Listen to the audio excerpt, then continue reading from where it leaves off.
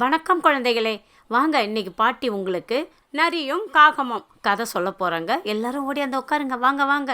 முன்னொரு காலத்துல ஒரு அழகான கிராமம் இருந்தது. அந்த கிராமத்துல ஒரு பெரிய ஆலமரம். அந்த மரத்தடியில் ஒரு பாட்டி உட்கார்ந்து சுட சுட வடை சுட்டு கொண்டு இருந்தாங்க. அப்போ அந்த மரத்துல ஒரு காகம் வந்து உட்கார்ந்து பாட்டி சுடுற வடையோட வாசத்தை காகம் அப்படியே சுண்டி இழுத்துச்சு. ஆஹா, என்ன ஒரு மனம்!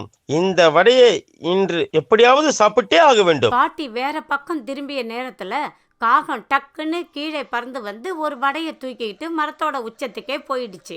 அப்போ அந்த வழியே வந்த தந்திரமான நரி வந்து காகம் வாயில வடை இருக்கிறத நரி பார்த்துடுச்சு. அடடா, அந்த வடை எவ்வளவு பெருசா இருக்கு! இத அந்த காக்காட்டு இருந்து நம்ம தட்டி பறித்தே ஆக வேண்டும். காக்கண்ணே, காக்கண்ணே, நீங்க எவ்வளவு அழகா இருக்கீங்கன்னு.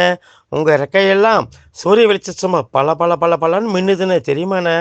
அண்ணே, உங்க உருவம் மட்டும் இல்லைண்ணே, உங்க குரலும் ரொம்ப இனிமையா இருக்குண்ணே. எனக்காக ஒரே ஒரு பாட்டு பாடுங்கண்ணே, கேட்கணும் போல ஆசை இருக்குண்ணே. நரி சொன்னதை கேட்ட உடனே காகம் தன்னைத்தானே மறந்துடுச்சு. சந்தோஷத்துல பாடுறதுக்காக வாயை திறந்தது. கா கா கா.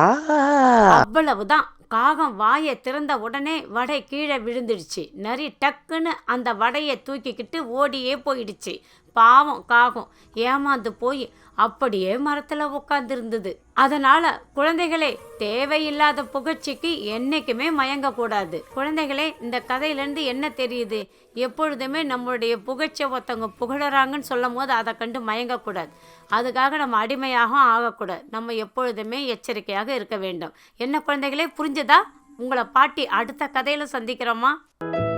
பாட்டி கதைகள்.